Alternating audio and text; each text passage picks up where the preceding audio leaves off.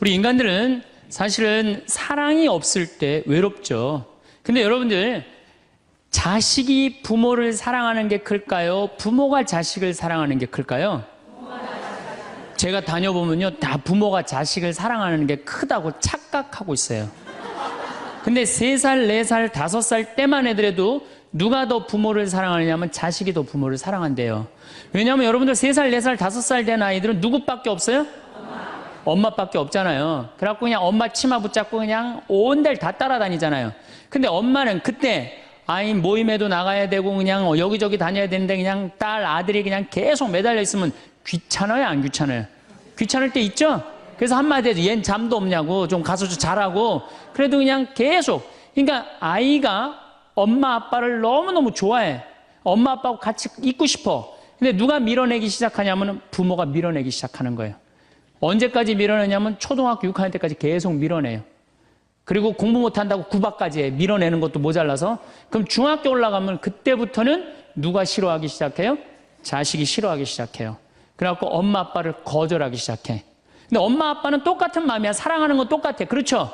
근데 중학교 올라가면 이놈이 나를 거절하니까 굉장히 섭섭하죠. 그런데 10년 동안 밀어낸 걸 생각해야죠.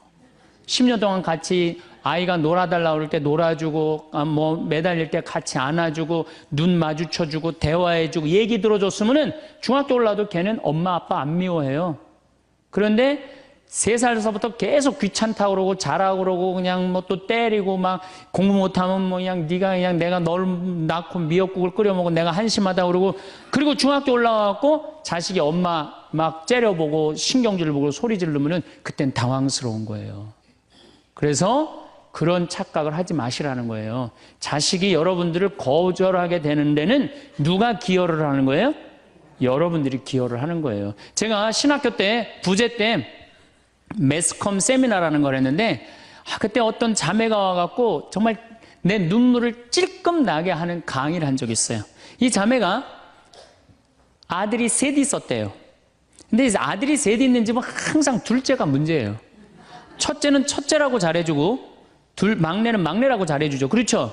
둘째는 항상 소외의식을 느껴요. 항상 피해의식을 느낀다고요. 우리 집에도 아들이 셋 있는데 큰아들은 내가 봐도 저 어머니 아버지가 왜 이해가 안 될 정도로 큰아들한테 잘했어요. 잘못해도 다 감싸 안아주고. 이게 큰아들은 대접받는 거죠. 저는 우리 집 막내였는데 저는 정말로 사랑을 많이 받고 자랐어요. 전 중고등학교 다닐 때 내가 신발을 빨아본 적이 없어요. 형들이 다 빨아줬어요. 왜 빨아줬느냐면 안 빨아주면 어머니 아버지가 혼냈으니까, 막내 신발 빨게 한다고. 그래갖고 그냥 우리 집이 이제 제사를 지내도, 우리 집이 이제 아버님이 장손이라 1년에 어렸을 때 13번, 14번 제사를 지냈어요. 제사를 지내면은 제일 탐나는 게 제사상에 문어다리가 제일 맛있잖아요. 그런데 그냥 큰아들은 큰아들이라고 챙겨주고 막내는 막내라고 알아서 해주는데 둘째 형은 문어다리 차지가 안 가는 거예요. 그래갖고 이제 제사 끝나고 나면 이제 고시리 한다고 그러잖아요. 귀신 마중 나가면은 우리 식구들은 다 나가는데 둘째만 안 따라 나가는 거예요. 왜 안 따라 나가냐면 문어다리 훔치려고. 자기가 훔치지 않으면은 자기 챙겨줄 사람 아무도 없잖아요. 우리 둘째 형은 제사가 지나고 1주일이 지나도 2주일이 지나도 문어다리 물고 다녀요. 자기 어디다 감춰놨는지 모르는데. 그래갖고 제가 지금 얼마 전에 한 2년 전인가 설날 집회를 갔어요. 마침 설날은 제사를 지내니까 가갖고 물어봤어요. 아직도 둘째 형 문어다리 훔치느냐고. 그랬더니 형하고 누나가 오늘도 문어다리가 없어졌다는 거예요. 그거 훔친 거지. 그러니까 50이 돼서도 그 어렸을 때 자기가 소외된 거, 피해의식을 보상받고 싶은 거예요. 이 집에 이제 아들이 이제 중학교 3학년, 초등학교 6학년, 초등학교 3학년 세 아이가 있었대요. 근데 마침 그날은 초등학교 6학년 둘째 아들만 집에 있었대요. 그래서 이 자매님이 남편한테 여보, 둘째 아이 좀 데리고 목욕탕에 들어가서 목욕 좀 시키라고. 그래갖고 뭐 아빠도 뭐 집에 있으니까 둘째 아들 이제 목욕을 시킨다고 목욕탕에 이제 들어갔대요. 근데 5분이 지났는데 남편이 얼굴이 새빨개져갖고 막 뛰쳐나왔대. 옷도 제대로 안 입고. 당신 왜 애 목욕 시키라고 했더니 왜 뛰쳐나오냐? 당신 먼저. 여보, 내가 목욕을 하러 들어갔는데 저놈이 이상한 말을 한다는 거예요. 그래서 무슨 말을 하느냐고. 아니 나도 벗고 이제 자기도 이제 둘째 아들도 옷을 벗었는데 딱 옷을 벗었는데 둘째 아들이 눈을 똑바로 뜨고 아버지한테 그러더래요. 아버지도 벗고 나도 벗었으니까 우리 남자 대 남자로 아무것도 안 걸쳤으니까 솔직하게 말 좀 해보자고. 그래서 이놈은 무슨 얘기를 하느냐. 아니 초등학교 6학년 놈이 딱 빨개 벗고 아버지도 벗고 나도 벗었으니까 우리 솔직하게 얘기 좀 해보자고 그러니까 얼마나 당황스러워요. 그래서 무슨 얘기냐 그랬더니 아버지는 날 정말로 사랑하는 거냐. 무슨 소리냐.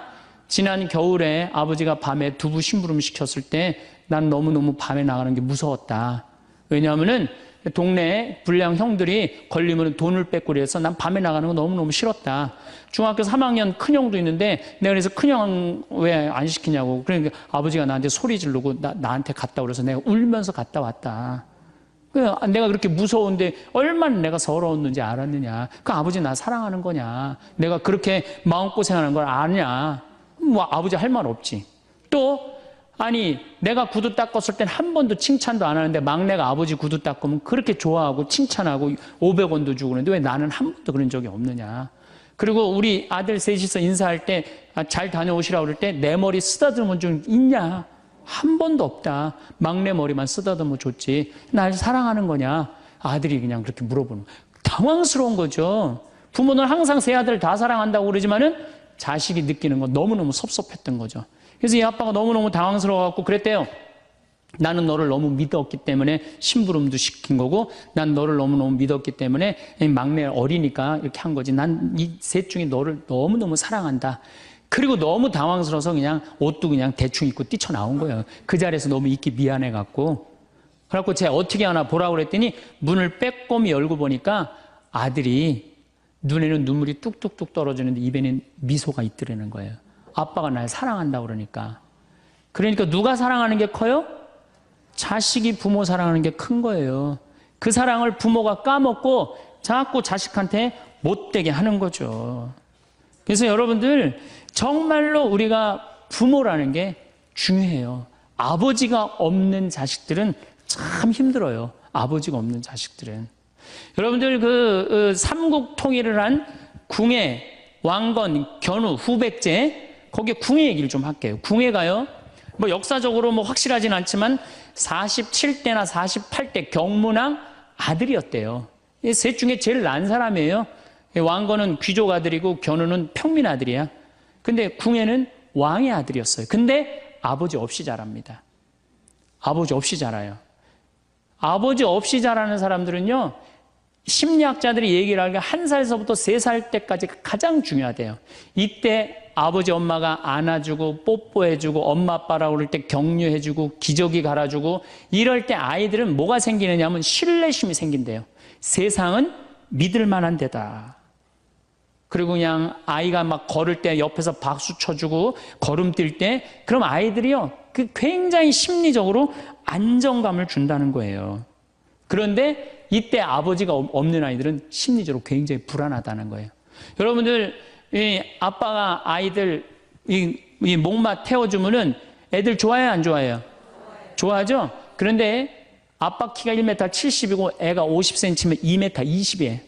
그 꼭대기에 올라가고 또 애는 아빠 머리를 잡고 막 깔깔깔 까르르 넘어가지 않아요? 좋아갖고 아빠 머리를 잡고 걔는 무의식 속에 이런 생각을 갖는데요.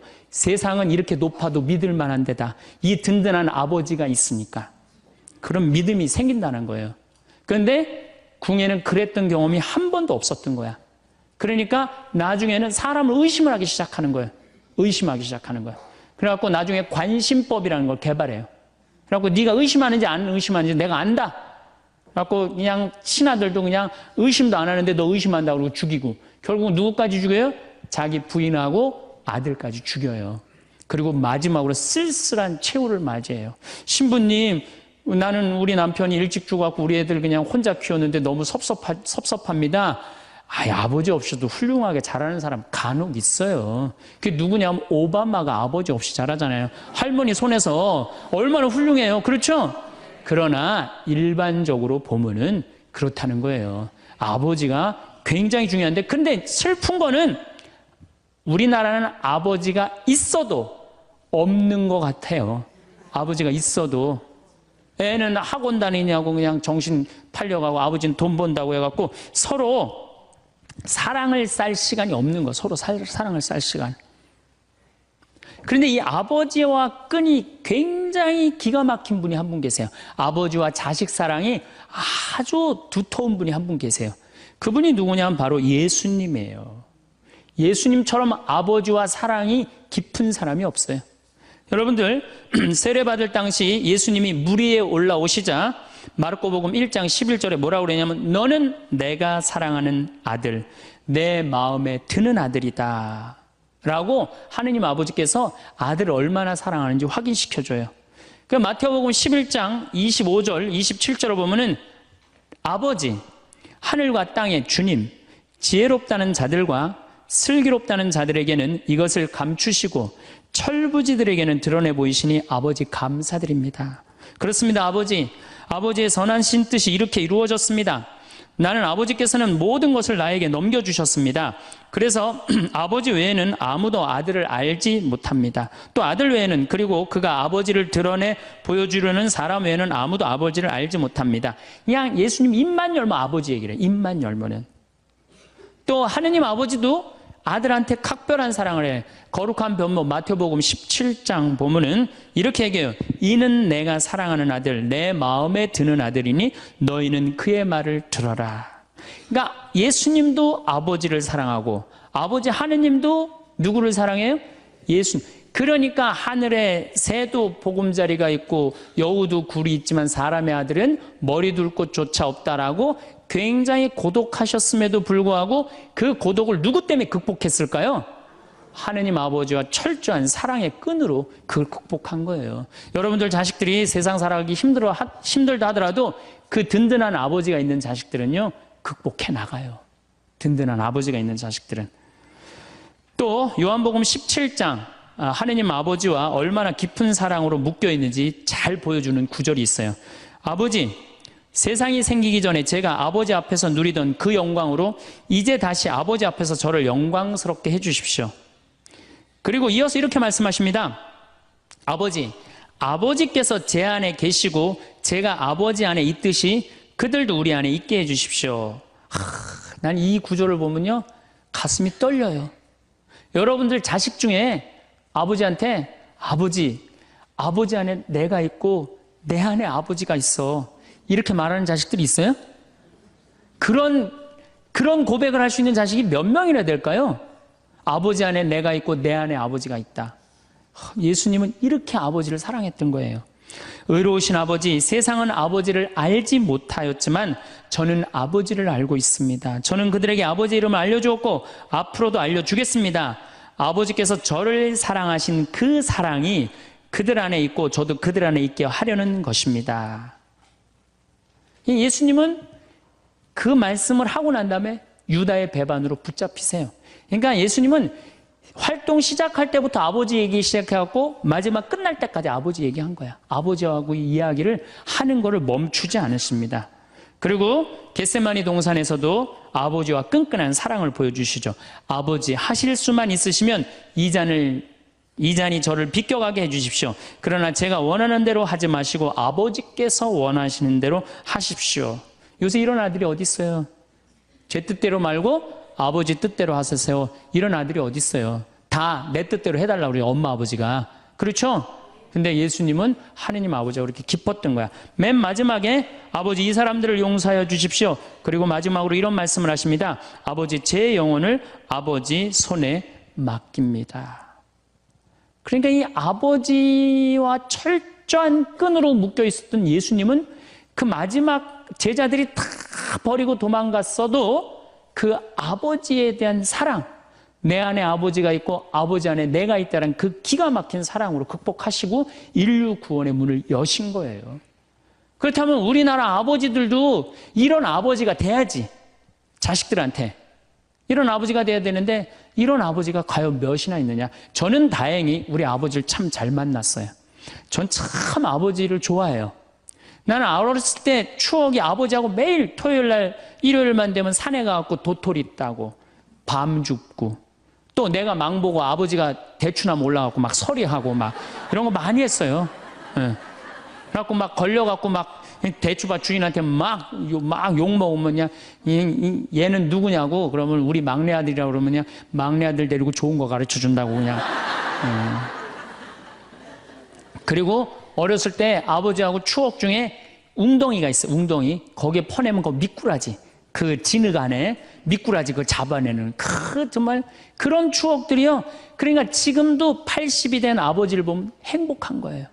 그리고 시간만 되면 그 아버지 보러 가고 싶고. 그러니까 이제는 효도는 없어요. 뭐만 남아있어? 사랑만 남아있는 거예요. 추억만 남아있는 거예요. 자식하고 얼마나 좋은 시간을 많이 가졌느냐에 따라서 늙었을 때 안 외롭다는 거예요. 어렸을 때 자식하고 한 번도 놀아준 적이 없어. 10살 때까지 놀아줘야 된다는 거예요. 근데 10살 때까지 한 번도 놀아준 적이 없으면은 자식이 늙은 부모들 한 번도 같이 안 놀아준다 이거예요. 그러니까 늙어서 외로운 거는 자식이 못 돼서가 아니라 누가 싸놓은 업보야? 그렇죠. 그러니까 섭섭할 필요 없어요. 자, 그렇다면은 사랑이 없는 엄마, 사랑이 없는 아버지, 엄마도 없고 아버지도 없는 이 세대는 외로울 수밖에 없어요. 그리고 그들은 어차피 떠나게 돼 있어요. 그렇다면 여러분들 옆에 남아있는 건 누구밖에 없어요? 남편. 그렇죠. 50살에 자식들 떠나면 50부터 100살까지 여러분들 옆에 남아있을 수 있는 유일한 사람은 남편밖에 없어요. 근데 여러분들 그 남편한테 잘해요? 옛날에는요, 부모한테 자식이 전부였어요. 왜 옛날에는 부모한테 자식이 전부였느냐면 20살에 결혼해갖고 내가 40살이 되면은 자식이 20살이 돼요. 그러면은 대개 50살까지 밖에 못 살았어요. 그럼 자식이 몇 년 효도하면 되냐면 10년만 효도하면 돼요. 그러면 알아서 죽어줘 주니까. 그러니까 옛날엔 자식이 부모한테 애절해서 안 애절했어요? 애절했어요. 그리고 20살 먹은 아들이 왜 50살 먹은 부모한테 죽지 말라고 왜 그렇게 손가락 깨물어서 입에 단지해주고 허벅지 살 잘라갖고 울며 불며 죽지 말라고 그랬을까요? 20살 된 이 아들은 동생이 17살, 14살, 11살, 8살, 5살, 2살 동생이 줄줄이 있는 거야. 근데 엄마 아빠가 지금 죽으면 이거 누가 키워야 돼? 자기가 키워야 되니까 죽지 말라고 그러는 거예요. 죽어도 이거 누구까지 다 키우고 죽어? 막내까지 키우고 죽어라 이거야. 근데 만약에 우리 엄마 아버지가 막내까지 다 키웠다? 그러면 엄마 아버지 나이가 60이 되는 거예요. 그래서 60까지 산 부모한테 너무 고맙다고 차려준 잔치가 환갑잔치예요. 근데 이 환갑진갑 다 받아먹고 갈 생각을 해요, 안 해요? 안 하잖아요. 이게 큰 문제예요. 그러니까 자식이 모시다가 지치는 거예요. 그러니까 부모 60, 70부터는요 부모 관심 없어요. 그러면은 50 넘어서는 누가 옆에 있어요? 남편밖에 없어요. 여러분들 지금 우리나라 100살 이상이 몇 명이냐면 2,500명이에요. 100살 이상이. 90세 이상이 몇 명이냐면 9만 명이에요. 80세 이상은 몇 명이냐면 80만 명이에요. 70세 이상은 몇 명이냐면 240만 명이에요. 그러니까 이제 안 죽어. 안 죽어요. 여기 죄송하지만 60세 넘으신 분들 손 들어보세요. 손 들어 괜찮아요. 이게 문제라는 거예요, 이게. 자식은 이미 떠나 있고 50 넘었고 60 넘어갖고는 누가 옆에 있어요? 남편밖에 없어요. 그러면은 자식한테 잘해야 됩니까? 남편한테 잘해야 됩니까? 남편한테 잘해야 돼요. 우리나라는요 안사람 바깥사람 제도가 있어요. 그래갖고 안사람은 집에서 애 놓다 죽고 바깥사람 바깥에서 돈 벌다 죽었어요. 근데 이게 의술이 좋고 영양이 좋고 고생을 안 하다 보니까 바깥사람이 50이 넘어도 안 죽는 거야. 안 죽어갖고 직장에서 쫓겨나갖고 집안에 들어와서 안사람이 돼버려요. 딱 안방에 이제 들어앉아 있는 거죠. 예. 근데 집안에 들어와갖고 부인 일을 도와주면 좋은데 도와줘요, 안 도와줘요? 안 도와주고 그냥 할 일 없으니까 마누라 하는 일 챙겨내, 안 챙겨내요? 챙겨내죠? 이게 미치는 거지, 그때부터. 젊었을 때는 맛있는 거 차려놓고 여보 일찍 들어와 그래도 생전 안 들어오더니 이제 50 넘어서면 굳이 집에 안 들어와도 되는데 때 따라 철 따라 집에 들어오네. 그러니까 여러분들이 자식들 품에 안하고 키울 때는 외로운지 몰라요. 그렇죠? 자식 떠나고 나면은 체인징 파트너를 해요. 이쁜 자식은 떠나고 쭈글쭈글한 남편이 돌아오는 거야. 그런데 50부터 110살까지 살려면은 젊었을 때 같이 여행 다니는 추억도 있어야 되고 젊었을 때 사랑도 쌓여 있어야지 50 넘어갔고 100살까지 있고 추억 먹고 살 거 아니에요. 근데 그런 추억이 하나도 없어. 그 50 넘어갖고 와갖고 그냥 잔소리만 하고 그냥 그러면은 그 남편이 싫은 거예요. 그러니까 서로 한 집에 살지만은 각방 따로 쓰고 외롭게 사는 거죠. 그래도 여러분들은 괜찮아요. 여러분들은, 우리 신부들은요 진짜 불쌍해요. 생각을 해봐요. 20살에 신학교 들어갔어요. 그래서 30에 신부 돼요. 그래갖고 옛날엔 75세 은퇴였어요. 75세 은퇴? 75세는 그래도 괜찮았어요. 은퇴하고 그냥 거의 바로 이제 세상 떠나시니까 요즘 70세로 은퇴가 내려왔어요. 그리고 이제 65세로 내린대요. 65세 은퇴해도 된다. 이렇게 내린대. 왜? 서울교구 우리 보좌 신부님들 뭐 10년, 12년, 13년 하잖아요. 그러니까 빨리 은퇴할 사람 빨리 하고 보좌들 빨리 본당 내보내야 되니까 빨리 은퇴해라 이거야. 그러면은 65세부터 은퇴해갖고 우리 부관장 신부는 110살까지 산단 말이야. 그러면은 20살에 신학교 들어갖고 65세까지 45년 혼자 살아. 그래갖고 65세 은퇴해갖고 110살까지 또 혼자 살아. 45년, 90년 혼자 사는 거야. 그래서 나는 우리 신부님들 은퇴시키는 거 반대하는 신부예요. 65세 은퇴시켜갖고 다시 보좌 신부로 발령을 내라. 보좌 신부로 발령을 내갖고 아니 고해성사 듣게 하면 되잖아요. 아 얼마나 여러분들 속에 있는 얘기하고 싶은 거 많아요. 그렇죠? 아 그럼 고해성사 듣게 하고 또 굳이 신부님들 65세 넘어가고 강론 안 해도 돼요. 미사 없는 강론하게 하면 되잖아. 강론하라 그러면 또 헨소리 또 하고 헨소리 또 하고 그러실 수 있으니까 얼마나 좋아. 차라리 65세에 은퇴시킬 거면 아예 60에 은퇴를 시켜서 장가를 그냥 보내라. 늙어선 좀 안 해롭게. 농담이에요. 농담. 우리보다는 여러분들이 훨씬 덜 외롭다는 거예요. 그렇지 않아요? 여러분들 남편도 있고 자식도 있고 손자도 있잖아요. 그러면 그 소중한 사람들한테 사랑하면서 살아야지. 우린 사랑할 사람도 없는데 여러분 사랑할 사람이 있잖아요. 그럼 조금만 내가 잘하면 되는데 그게 안 되는 거예요. 우리나라 여자들이요. 이 세상이 너무너무 여자 살기 좋은 세상이 돼갖고 여자들이 지금 뭐가 뭔지도 모르고 살아요. 집에서 남편들, 여러분들 남편들이 200만 원, 300만 원 벌어갖고 돈 갖다 주잖아요. 여러분들 길 지나가다 보면은 여러분들 10,000원 주는 사람 있어요? 지나가는 남자가? 없죠? 남편은 200만 원, 300만 원 한 달 뼈 빠지게 갖고 갖다 주잖아요. 그럼 잘해줘야 될 거 아니야. 그렇지 않아요? 그것도 1, 2년 갖다 준 것도 아니고 20년, 30년 갖다 줬으면 잘해줘야 될 거 아니야. 근데 집에서 그런 기가 막힌 남편 왕대접 해줘요? 개 다음으로 대접해. 개 다음으로. 집에 마누라 자식 먹여 살린다고 이마가 땅바닥에 닿도록 인사하고 다니는 거예요. 여러분들 남편들 다 나가면 그래요. 그럼 집에서 왕대접 해줘야 될 거 아니야. 집에서도 왕대접 못 받아. 직장에서도 왕대접 못 받아. 어디 가면 왕대접 받아요. 룸사롱 가면 왕대접 받아요. 룸사롱 가면 막 그냥 가슴이 볼랑말랑한 옷 입고 그냥 여자들이 그냥 허벅지 뜯어진 치마 입고 그냥 머리도 그냥 생머리 싹 하고 그냥 사장님 오셨느냐고 그냥 팔짱도 끼고 그냥 술도 따라주고 그냥 또 그냥 안주 드시라고 그냥 땅콩 오징어 말아갖고 입에 막 넣어주고. 얼마나. 그러니까 30만 원, 40만 원 쓰는 게 안 아까운 거예요.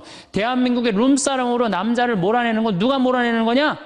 여자들이 난 몰아낸다고 생각해요. 여자들이. 마누라라는 게 아침에 출근할 때 보면 막 사자머리를 해갖고 막 귀신 눈을 해갖고 그냥 여보 다녀와 그냥 다녀오게 하고 난 다음에 다녀오라고 그래야지. 예쁘게 차려입고 문 입구에서 여보 다녀와. 그러면 내가 이렇게 이쁜 마누라 있는 집에 돌아와야 돼. 그런 마음으로 나가서 일할 거 아니야. 사자머리 밥도 제대로 안 챙겨주고 그냥 다녀오라고 그러고. 또 대한민국 남자들은 또 착해요. 또 다녀오랜다고 저녁에 여보 나 다녀왔어. 예. 근데 아직도 그냥 사자머리를 하고 그냥 텔레비 보고 앉아있으면 어느 남자가 집에 들어가고 싶겠어요. 그렇지 않겠어요? 그래서요, 사람은요, 부부는요, 사는 맛이 있어야 돼요. 사는 맛이. 50이 넘으면요, 남자가 테스토스테론은 없고 에스트로겐만 있어요. 여성 호르몬이 자꾸 나와요. 그래서 성적인 능력이 사라져요. 성적인 능력이 사라지니까 50 넘은 남자들은 무슨 낙으로 사느냐면 먹는 낙으로 사는 거예요. 먹는 낙으로. 그냥 50만 되면 말하는 거 좋아하고 먹는 거 좋아한단 말이야. 근데 이 남자는 50이 넘으면 먹는 걸 좋아하는데 50이 넘은 여자는 이 세상에서 제일 하기 싫은 게 밥이야, 밥.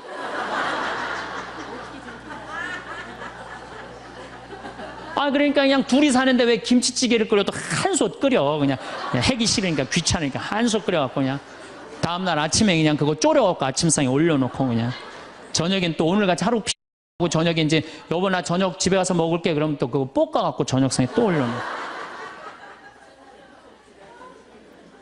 좀 회도 떠갖고 예? 여기 가깝잖아요. 회시장 가갖고 우럭 회 맛있잖아요. 매운탕도 떠갖고 소주도 한 병 사고 그래갖고 그냥 허벅지 틀어진 치마 이브닝 드레스도 하나 딱 입고 저녁에 남편 들어오면 여보 이거 내가 한 거야 딱 술 따라주면 남자가 얼마나 살맛이 나요. 사는 맛 나지 않겠어요? 예, 좀 신선로도 좀 해갖고 탁 하고 짜장면도 좀 만들어주고 베트남 국수도 좀 해서 주고 요즘 뭐 또 순대 또 그냥 유명한 데 많잖아요. 전화하면 택배로 다 보내주잖아요. 순대도 탁 썰어갖고 그냥 간 썰어갖고 그냥 소주 한 잔 탁 하고 신부님 무슨 돈으로 그런 걸 합니까? 애 휴학시키고 자식은 무슨 자식이야. 지금 누구밖에 없어요? 부부밖에 없어요. 애 휴학시키고 그렇게 하세요. 신부님 난 휴학시킬 자식이 없는데 집 잡혀요. 나이 드신 분들은 은행에 가고 집 잡혀갖고 다 쓰세요. 자식 물려줄 생각하지 말고. 예. 그래야지 사는 맛으로 사는 거 아니에요. 그리고 부부는 사는 맛으로도 살아야지만 사는 멋으로도 살아야 돼. 사는 멋이 있다. 멋있게 살아야 될 거 아니에요. 근데 나는 제일 가슴 아픈 우리 자매님들이 어떤 분들이냐면은 자기를 꾸미지 않는 분들이에요. 이쁘게 좀 이쁜 옷도 사 입고 그래야 되는데 생전 자기가 무슨 군인이야? 집에 있어도 파마를 해도 꼭 철모 뒤집어 쓴 걸 딱 1년 내내 풀어지지도 않는 거 쓰고 앉아갖고 그냥 생전 그냥 마누라라는 게 그냥 맵시 있는 옷 한 번 제대로 입지도 않고 그럼 남편이 사는 맛이 있어요? 사는 멋이 있어요? 좀 꾸며야죠, 본인이. 예쁜 옷도 좀 사서 입고, 좀 브릿지도 좀 넣었다가, 머리도 그냥 생머리도 했다가, 이쪽으로도 묶었다가, 저쪽으로도 묶었다가, 어느 날 좀 틀어도 올리고, 이래야지 그냥 남자가 사는 맛도 있고, 사는 멋도 있을 거 아니에요. 생전 그냥, 옷도 그냥, 신부님 옷 맵시가 있어야지 옷을 사 입죠. 그러면 좀 살도 좀 빼시고 그냥 이건 벤지 엉덩이지 구분도 안 되는 그냥 몸매를 가지고 그냥 몸빼바지만 계속 짚고 이 집에 있으면은 어느 남자가 집에서 가고 싶어요. 본인을 꾸미시라는 거예요. 그래서 남자는요 사는 맛도 있고 사는 멋도 있는 거 멋도 있어야 돼요.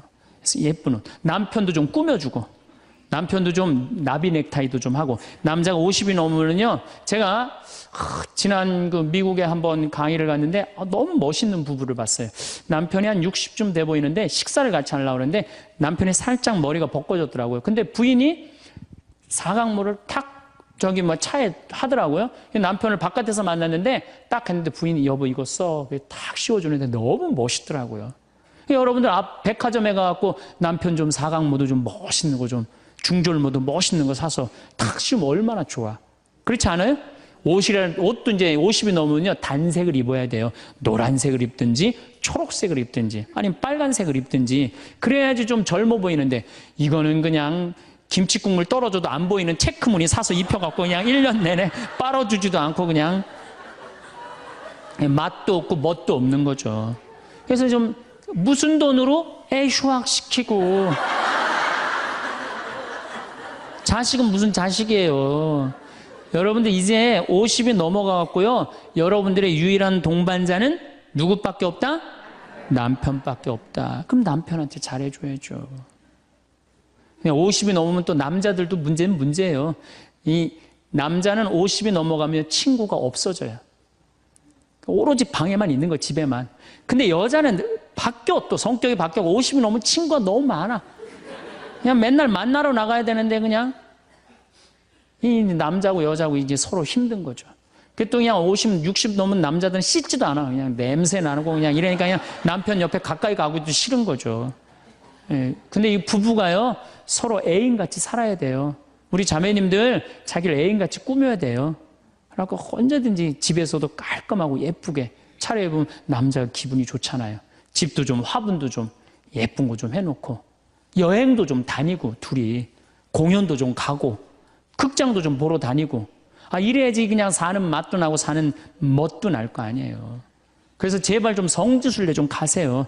제가 여러분들한테 꼭 부탁하고 싶은 거는 옛날에 중세시대는요, 성제 집 다 팔아갖고 갔어요. 다 팔아서 그냥 예루살렘 가는 걸로 끝나는 거예요. 거기서 죽어도 여한이 없다고. 그러니까 여러분들도 예수님 어제 복음에 자케오 얘기 나왔죠?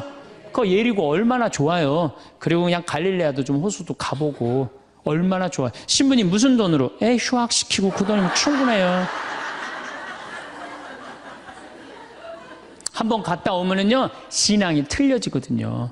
성주순례도 가고. 제가 지난 9월인가 작년 9월에 성주순례를 한 40분 하고 갔다 왔는데 어떤 형제님이 70 먹은 형제님이 기가 막힌 말씀을 하시더라고요. 무슨 말씀을 하시냐면은 내 강의를 듣고 집을 잡혀서 왔대요.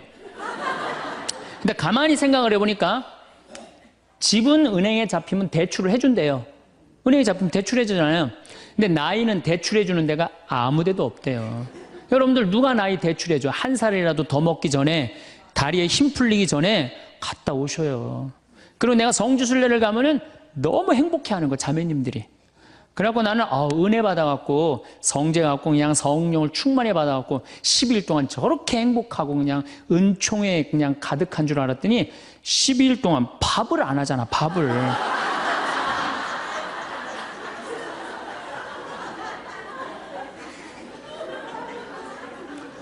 남편, 부부는 맛도 있고 멋도 있어야 되지만 기도 살려줘야 돼. 남편 기도 살려줘야 돼요. 50이 넘어갖고 남편 기 살려줄 사람이 직장에서 기가 살겠어요? 사회에서 기가 살겠어요? 본인이 기가 살겠어요? 유일하게 기 살려줄 수 있는 사람은 누구밖에 없어요? 부인밖에 없어요. 부부가 50이 넘으면요, 자식들 떠나고 둘만 덩그랗게 집에 남아서 50년을 같이 살아야 돼요. 말을 정말로 남편 즐거운 말, 남편 좋은 말, 우리 남편 아직도 알통 튼튼하다. 우리 남편 아직도 어깨가 그냥 대유평 평야 같다. 이런 말 해주는 게 중요한 거예요. 그런데 그냥 말을 진짜 못해. 내가 2000년 역사상 말 진짜 못하는 놈 한 놈 알고 있어요. 어떤 놈 진짜 말 못하느냐면은 십자가상 예수님 십자가 위에 매달렸을 때 왼편의 강도, 진짜 말 못하는 놈이에요, 그놈. 이제 십자가 매달렸어. 너무 아파. 자기도 이제 죽기 일보 직전이고 옆에 구세주라는 사람도 옆에 있단 말이야. 그러니까 그냥 이 사람이 막 분이 치밀었나 봐요. 야, 네가 무슨 구세주냐? 네가 구세주라면 너도 살리고 나도 살려봐라. 너도 죽는 주제에 무슨 구세주냐? 막 욕을 해댄 거예요. 그러니까 예수님이 그냥 매달려갖고 아파 죽겠는데 이놈이 이상한 소리 하니까 대꾸도 안 해요. 대꾸도 안 해. 성서 보면은 그냥 가만히 계세요. 근데 내가 2000년 역사상 진짜 말 잘하는 사람 한 사람 알고 있어요. 그게 누구냐면 오른편 강도예요. 얼마나 말을 잘하느냐면은 그렇게 얘기를 하니까 이 왼편에 있는 강도를 혼내요. 야, 이놈아, 니놈하고 나는 죽어도 싸. 강도 짓을 했으니까. 근데 저분이야말로 무슨 죄가 있어? 가난한 사람, 병든 사람 함께 해주고 인간 사랑하신 분인데, 그리고 이 강도가 한마디 해요. 주님, 마지막 날에 저를 기억해 주십시오. 그러니까 그냥 예수님이 왼편에 있는 놈한테는 대답도 안 하던 예수님이 그렇게 아파도 오른편에 있는 강도한테 한마디 해요. 너야말로 오늘 나와 낙원에 들 것이다. 이 말 한마디 잘한 바람에 그냥 예수님하고 1호로 천당에 올라간 사람 아니야. 그렇지 않아요? 루카복음 23장에 나오는 얘기예요. 루카복음에. 그러니까 여러분들 남편 칭찬을 해주세요. 남편. 얼마 전에 제가 우리 동창 신부 아버님이 돌아가셔서 장례미사를 갔는데 마침 그날 어떤 동탄에 있는 본당 총회장님이 은퇴 신부님 10분을 초대해갖고 식사, 보고 초대를 했어요. 부인이 보고 요리를 할 줄 알아갖고. 그래갖고 이제 그 집에 가고 보고를 먹는데, 신부님들, 은퇴 신부님들 보니까 머리가 다 벗겨진 거야, 다. 머리가 다 벗겨져갖고 있더라고요. 근데 내가 그날 마침 이제 장례미사를 해갖고 우리 주교님을 뵀는데 우리 주교님은 그래도 머리가 많이 나셔갖고 모자를 앞에다 쓰신 거야. 그래갖고 참 보기가 좋더라고요. 주교님이 아주 얼굴이 하얀이 선비같이 생기셨거든요. 그래서 내가 저녁 먹으면서 아유 신부님들은 이렇게 머리가 벗겨졌는데 우리 주교님은 아직도 머리가 나셔갖고 모자를 앞에다 쓰는데 참 보기 좋더라고. 그랬더니 은퇴 신부님 10분이 황 신부 주교님한테 가갖고 아이 샴푸 못 쓰는지 좀 알아봐 달라고 막 그러더라고요. 그런데 우리 식사를 한 총회장님, 그 동탄의 총회장님이 신부님, 저는 40부터 머리가 완전히 벗겨졌는데 한 번도 머리 벗겨진 것 때문에 스트레스 받은 적이 없다는 거예요. 그게 무슨 소리냐? 그랬더니 자기 부인이 40에 본당 3옥 임원이었는데 3옥회를 하고 집에 들어오면 막 짜증을 내고 들어온대요. 그 문을 열고 딱 한다는 부인이 첫 입을 열어서 하는 소리가 답답해 죽을 뻔했다고. 여보 3옥회가 그렇게 답답해? 그러면 그 부인이 그런데 여보 나는 3옥회를 하는데 60이 먹은 그 본당의 회장님들이 머리가 빽빽하게 꽉 차 있으면은 그 머리를 보고 회의를 하면 가슴이 답답하다는 거야. 그리고 이제 자기 남편을 보고 머리가 완전히 대머리인 남편을 보고 한마디 한대요. 이제야 가슴이 뻥 뚫린다고. 이게 얼마나 남편을 기를 살려주는 말이에요. 그렇지 않아요? 그러니까 여자는 맛도 있고 멋도 있고 누구 기도 살려줘? 남편 기도 살려줘야 되는 거예요. 부처님은요 7종류의 아내가 있다고 그래요. 첫째, 남편을 죽이는 아내가 있대요. 더러운 마음을 가지고 남편에 대한 사랑이 없고 남편을 업신여기는 아내. 아내가 권력 있으면 남편이 모든 것을 참고 침묵하기 때문에 그 참느냐고 빨리 죽는데요. 남편을 죽이는 아내가 있대요. 두 번째는 도둑과 같은 아내가 있대. 남편이 힘들게 돈 벌어 갖고 오면은 그거 그냥 막 써갖고 그냥 살림살이 엉망으로 하는 아내. 도둑과 같은 아내. 셋째, 주인과 같은 아내. 주인 행세하는 거죠.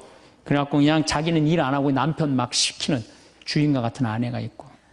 그 다음에 네 번째는 어머니와 같은 아내가 있대요. 항상 남편을 사랑하며 자식 대하는 것처럼 남편을 보호해주는 아내가 있대요. 그 다음에 누이 동생과 같은 아내.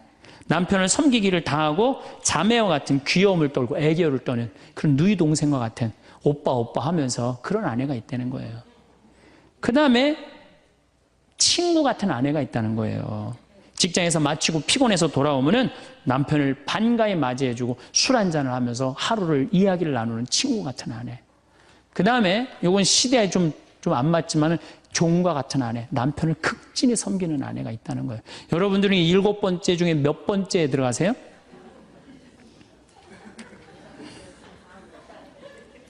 아무것도 아니에요? 이 7번째 아무것도 아니면 큰일인데.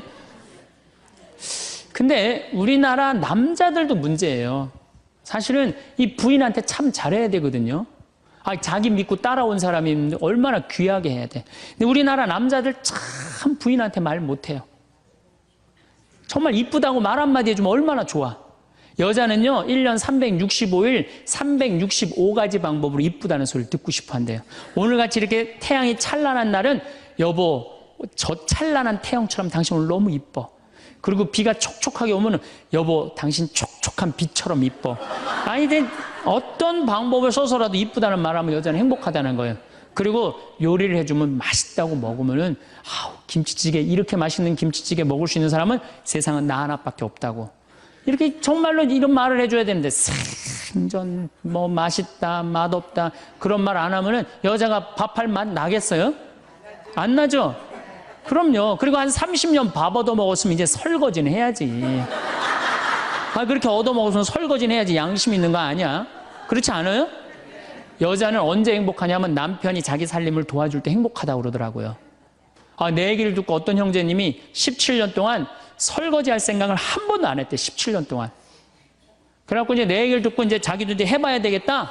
그렇게 생각을 하고 저녁에 여보 당신 반찬하냐고 애쓰고 밥하냐고 애썼으니까 내가 설거지 해줄게. 앉아서 텔레비 봐. 그랬더니 부인이 그러더래요. 2번 청소하게 하지 설거지하게 하지 말고 그냥 가만히 있으라고 그러더래요.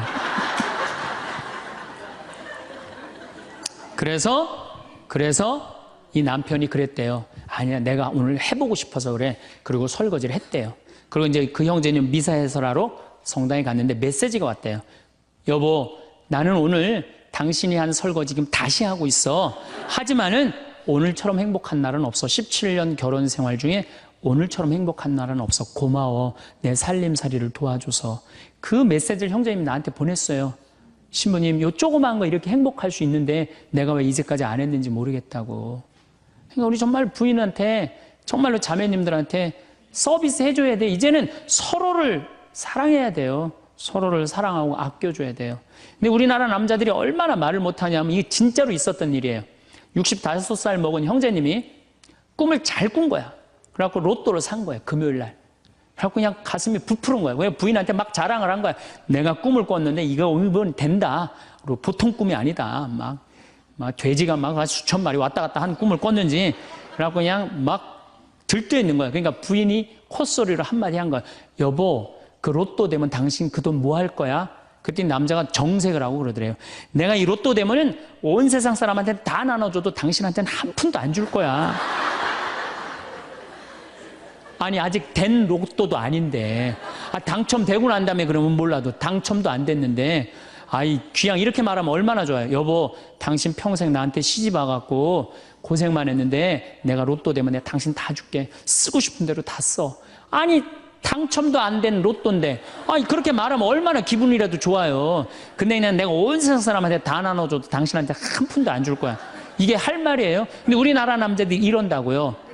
다른 형제님들이 아우 마누라 너무너무 이쁘고 좋겠다고 살아봐라야 눈 한번 하얗게 뜨고 하면 독사가 그런 독사가 없다. 이런 말 해야 되면은 우리 마누라는 얼굴만 이쁜 게 아니라 마음은 비단이야. 기분이 얼마나 좋아요. 참 고운 말을 못 하는 거야. 그냥 온 세상 사람한테 다 나눠줘도 당신한테는 한 푼도 안 준다. 그러니까 이 부인이 너무 열받아갖고 한 달 반 동안 밥을 안 해줬대요. 그리고 진짜 무서운 건 집안에서 폭력이에요, 폭력. 더욱이 남자가 여자를 때리는 건 있을 수 없는 일이에요. 부부가요, 때린다는 건 있으면 안 돼요. 아니, 여자가 남편한테 결혼을 할 때는 이 험난한 세상, 저 힘 있는 남자한테 보호받고 싶어서 결혼하는 거 아니에요? 그렇지 않아요, 보통? 그런데 그 남편이 자기를 때린다고 생각하면요, 이건 치욕이에요, 여자한테는. 그래서 남자가 여자를 때리면 안 돼요. 정말로 이것도 진짜 있었던 일인데 70이 다 돼가는 할머니인데 평생 남편한테 맞으면서 살았대요. 그런데 또 친구 하나가 평생 남편한테 둘이 이제 할머니가 이제 둘이 친구야. 서로 맞고 살아갖고. 근데 그 평생 맞은 할머니가 하루는 이 친구 할머니한테 전화를 한 거야. 막 웃으면서 전화했대. 아, 너 뭐가 이렇게 좋아갖고 전화했냐? 그랬더니 우리 남편이 이번에 병원에 갔는데 글쎄 3개월밖에 못 산다고. 나 지금 입을 뒤집어 쓰고 지금 웃으면서 너한테 전화하는 거라고. 이건 너무 불행하지 않아요? 너무 불행하지 않아요? 정말로 자기 부인 아파서 죽는데 따라 죽는 남편도 있는데 이게 그냥 자기 남편 3개월밖에 안 산다고 이불을 뒤집어 쓰고 막 웃으면서 그냥 전화를 할 정도면 이건 같이 살지 말아야지. 그렇죠? 그러니까 여러분들 남편한테 잘하세요. 또 여기 있는 우리 형제님들 누구한테 잘해요? 그래도 나이 먹어갖고요. 여러분들 지금 신부님 난 도저히 우리 남편하고 못 살 거예요. 지금 바꿔봐야 거기서 거기에요. 지금 바꿔봐야. 자, 남자하고 여자하고 얼마나 서로를 이해를 못하느냐 하면은 남자는 하루에 2,000마디만 하면은 말 끝난대요. 근데 여자는 하루에 6,000마디를 해야 된대요. 그러니까 여자가 훨씬 말이 많은 거죠. 남자는 직장에 갔다 오면 할 말 끝난 거예요. 집에 할 말이 아무것도 없는 2,000마디 이미 다 했는데 할 말. 남자로 사람으로서 할 말 끝났는데 뉴욕의 게리 머카스라는 교수가 이 통계를 냈어요. 그래갖고 여자는 남자가 남편이 집에 들어올 때만 기다리는 거야. 뭐 이웃집 아줌마 얘기도 하고 싶고 본당시 뭐 욕도 하고 싶고 막 그래갖고 기다리고 있는데 남편이 들어와서 여보, 그 집 남편은 그렇게 힘들게 돈을 버는데 여자는 맨날 찜질방 다니고 그냥 링크코트 입고 다니고 정신 나간 여자라고. 그럼 남편은 할 얘기가 없는 거야. 쓸데없는 소리 하지 말고 밥이나 내놓으라고. 그럼 여자는 미치는 거예요. 진짜 괜찮은 남자들은 어떤 남자들이냐면은 그래 여보? 그럼 안 되지. 부인이 살림을 잘 살아야지. 남자가 그렇게 고생을 하는데 추임새를 넣어주고 속으로 외우세요. 500마디, 1000마디, 2000마디. 그래갖고 딱 속으로 4000마디 딱 끝나면 여보 이제 자자. 이래야지 이 남자는 후환이 없는 남편이에요. 여자 말을 들어줘야 돼요. 예, 그래서 남자하고 여자하고 틀린 점이 이거야. 반대로 우리 자매님들은 여자는 흥분을 하면 5분이면 흥분이 끝난대요. 그래갖고 막 장보러 들어와갖고 막 욕을 5분만 하면은 아무 일도 없었던 듯이 부엌에 들어가고 콩나물도 따고 멸치 대가리도 딴대요. 아무 일도 없었던 듯이. 근데 남자는 5분 동안 바가지 긁을 동안 가만히 있는데요. 5분 지나면 그때부터 성질이 나기 시작한대. 근데 남자는 한번 성질이 나면 최소한 30분은 성질을 내야 된대. 그래갖고 5분 지나고 나갖고 이제 그때부터 이제 여자는 마음이 착 가라앉은 상태에서 저녁 준비를 하는데 그때부터 남자는 이제 거실에서 소리 지르는 거야. 내가 말이야, 뭘 잘못했다고 네가 맨날 그러냐고 막 소리 지르면 마음이 가라앉은 여자가 나와서 남자 불을 질러요, 속에다가. 뭐라고 그러냐면, 당신은 말만 하면 이렇게 성질을 내고 그러느냐고. 자기는 이미 다 흥분 가라앉은 상태에서 막 성질 내는 남편한테 불은 자기가 질러놓고. 그러면 안 된다는 얘기죠. 30분 동안 길길이 뛰게 놔두란 얘기예요. 성질을 건드려 놨으면은. 어쨌든 우리가 이 인생을 외롭게 살고 싶지 않다면은 부부가 사랑하는 수밖에 없어요. 그래야만이 우리 인생이 풍요로워요. 더욱이 여러분들 노년 50년 60년 부부밖에 없어요. 훈련하면 된대요. 그 부부 사랑 훈련하는 그 많은 책자를 읽어보면요, 그 서로 훈련이 안 돼 있어서 그렇지 훈련하면 서로 사랑한대요. 그리고 외롭지 않다는 거예요. 황창현 신부님 말씀 어떠셨나요? 우리가 삶이라는 긴 강을 건너오면서 수많은 사람들을 만나고 헤어지며 그 속에서 웃고 울었던 기억들이 주마등처럼 스쳐 지나갈 때가 있습니다. 특히 황창현 신부님께서 인간은 사랑이 없을 때 외롭다고 하신 말씀은 마치 우리 마음속 깊은 곳의 본질적인 갈증과 외로움의 근원을 정확히 짚어내시는 듯하여 더 큰 울림으로 다가옵니다. 나이가 들어감에 따라 우리는 종종 삶의 의미를 되새기며 결국 가장 중요한 것은 화려한 성공이나 물질적 풍요가 아니라 마음을 나눌 수 있는 따뜻한 관계 속에 있었다는 것을 깨닫곤 합니다. 오늘은 이 말씀을 등대 삼아 우리 삶의 여정에서 마주하는 사랑과 관계의 여러 모습들에 대해 좀 더 깊고 풍성한 이야기를 나누고자 합니다. 어쩌면 우리가 일상 속에서 무심히 지나쳤던 소중한 가치들을 재발견하고 앞으로의 날들을 더욱 따스하게 채워갈 지혜를 얻는 시간이 될지도 모르겠습니다. 혹시 자녀들을 키우시면서 나는 내 모든 것을 다해 사랑을 주었는데 왜 아이들은 내 깊은 마음을 온전히 알아주지 못할까 하는 생각에 가슴 한구석이 아리고 시큰하셨던 경험이 있으십니까? 황 신부님께서는 어린 시절에는 자식이 부모를 더 사랑하지만 부모의 태도에 따라 관계가 달라질 수 있다고 하셨습니다. 더 나아가 부모가 아이의 사랑을 당연하게 여기고 소홀히 하면 아이가 성장하면서 부모를 거절하게 되고 노년에 부모가 외로움을 느낄 수 있다고 경고하셨습니다. 이 말씀은 부모와 자식 간의 사랑이 일방통행이 아니라 서로 주고받는 교감 속에서 깊어진다는 것을 일깨워줍니다. 이 말씀을 듣고 보니 오래전 봤던 TV 속 한 장면, 홀로 생일상을 차려 먹던 아이의 모습이 더욱 애잔하게 떠오릅니다. 아이는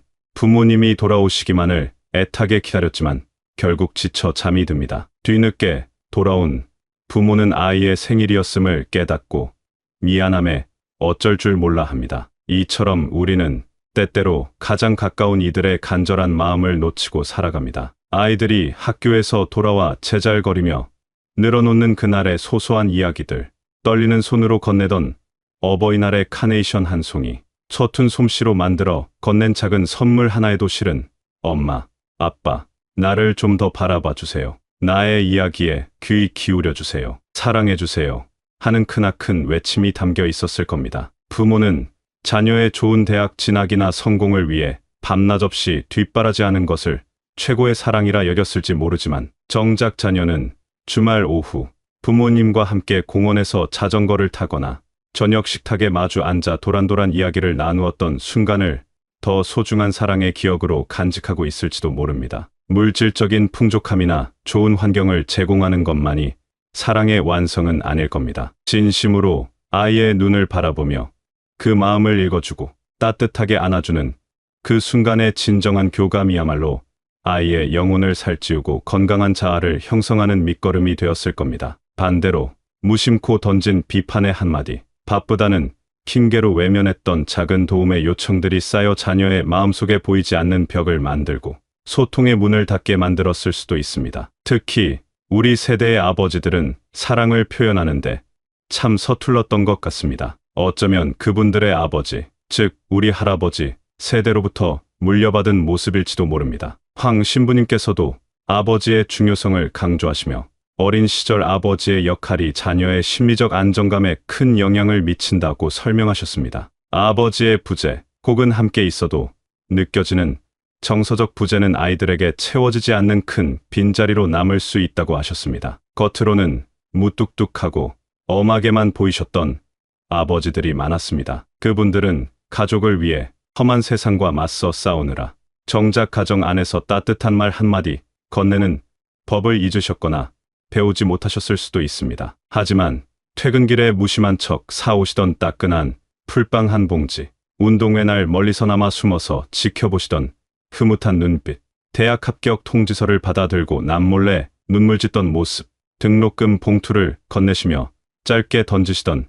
몸 조심하고 열심히 해라. 그 한마디에도 사실은 표현하지 못한 깊고 묵직한 사랑이 담겨 있었을 겁니다. 다만 그 표현 방식이 서툴고 투박했을 뿐입니다. 물론 이러한 아버지의 침묵의 사랑을 자녀들이 온전히 이해하기란 쉽지 않았을 것이고 때로는 오해와 서운함이 쌓였을 수도 있습니다. 한편으로는 아주 사소한 일이라도 자녀와 함께 시간을 보내려 노력했던 다정한 아버지의 모습은 평생 잊히지 않는 따뜻한 등불 같은 추억으로 남아 자녀가 험한 세상을 헤쳐나가는데 든든한 버팀목이자 삶의 지표가 되어주기도 합니다. 자전거 타는 법을 가르쳐 주시던 아버지의 거친 손길, 함께 밤하늘의 별을 보며 이야기꽃을 피웠던 여름밤, 서툴지만 정성껏 끓여주시던 라면, 한 그릇 같은 기억들이 바로 그런 것들입니다. 아버지의 존재감, 그 온기는 자녀의 삶 전반에 걸쳐 우리가 생각하는 것보다 훨씬 크고 깊은 영향을 미칩니다. 자녀들이 모두 성장하여 각자의 가정을 이루고 둥지를 떠나가면 우리 곁에는 누가 남게 될까요? 많은 경우 희로애락을 함께 겪으며 평생의 강을 함께 건너온 동반자인 배우자일 겁니다. 여러분, 요즘 배우자와 어떤 눈빛으로 서로를 바라보고 어떤 온도의 대화를 나누고 계십니까? 황 신부님께서는 노년에는 부부 관계가 더욱 중요해진다고 힘주어 말씀하셨습니다. 그러면서 서로에게 잘해야 한다. 특히 아내가 남편에게 사랑과 관심을 표현하고 즐거운 가정 분위기를 조성해야 한다고 하셨지만 이는 남편에게도 똑같이, 아니 어쩌면 더욱 절실하게 해당되는 이야기일 겁니다. 서로가 서로에게 따뜻한 햇살 같은 존재, 편안한 안식처 같은 존재가 되어주어야 합니다. 젊은 날에는 아이들 키우랴, 살림하랴, 직장 생활하랴 정신없이 달려오느라 정작 배우자의 소중함을 잊고 지냈을지도 모릅니다. 때로는 가장 가까이에 있기에 오히려 더 상처 주는 말을 쉽게 내뱉기도 하고 마치 늘 그 자리에 있는 공기처럼 당연하게 여겼을 수도 있습니다. 하지만 은퇴 후 함께 보내는 시간이 많아지면서 어떤 부부들은 젊은 시절에는 미처 몰랐던 서로의 새로운 모습을 발견하고 함께 새로운 취미를 시작하며 제2의 신혼을 맞이하기도 합니다. 반면에 또 어떤 부부들은 평생 동안 가슴속에 쌓아두었던 서운함과 무관심 때문에 한 집에 살면서도 섬처럼 외롭게 지내기도 하고 대화가 단절되어 하루하루가 힘겹다고도 합니다. 이때야말로 황 신부님께서 부부끼리 함께 즐거운 시간을 보내고 서로를 칭찬하며 격려하는 것이 중요하다고 하신 말씀이 더욱 절실하게 다가옵니다. 젊은 날에는 쑥스러워 차마 하지 못했던 사랑하오, 고맙소, 당신이 있어 참 다행이오, 오늘따라 참 멋져 보이오 같은 말들을 이제는 용기 내어 표현해 보는 것은 어떻습니까? 함께 손을 잡고 동네 한 바퀴를 산책하거나 따뜻한 차 한 잔을 마주하고 앉아 젊은 시절 함께 고생했던 이야기, 아이들 커가는 모습을 보며 웃었던 이야기들을 나누는 소소한 일상이야말로 진정한 행복이 아닐까요? 함께 장을 보러 가서 서로 좋아하는 반찬거리를 고르고 저녁에는 나란히 앉아 연속극을 보며 주인공들의 삶에 대해 이러쿵저러쿵 이야기를 나누는 것, 아침 일찍 함께 공원을 산책하며 나누는 대화 속에 바로 그 행복이 숨어 있을 겁니다. 특히 배우자가 몸이 아플 때 진심으로 걱정하며 간호해주고 서로의 건강을 살뜰히 챙겨주는 따뜻한 관심과 보살핌이야말로 세상 그 어떤 값비싼 보약보다 더 큰 힘을 줄 것입니다. 함께 웃고, 함께 울고, 함께 어려움을 헤쳐나온 수많은 기억들이야말로 노년의 부부를 단단하게 이어주는 가장 튼튼한 끈이 될 것입니다. 결국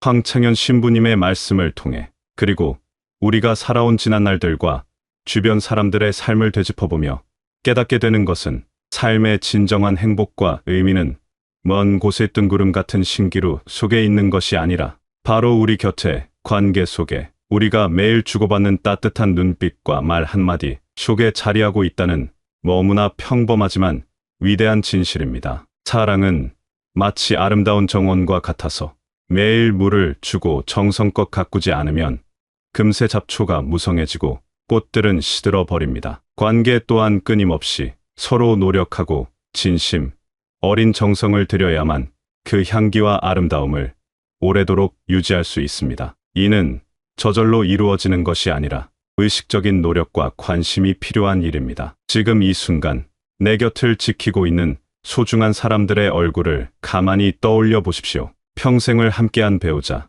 눈에 넣어도 아프지 않을 자녀와 손주들, 오랜 세월 변치 않는 우정을 나눠온 친구들, 그들에게 우리는 어떤 존재이고 그들은 우리에게 어떤 의미를 지니고 있습니까?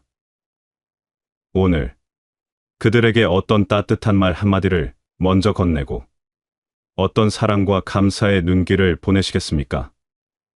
그리고 나는 그들에게서 어떤 위로와 사랑을 받고 싶다고 솔직하게 이야기할 수 있겠습니까?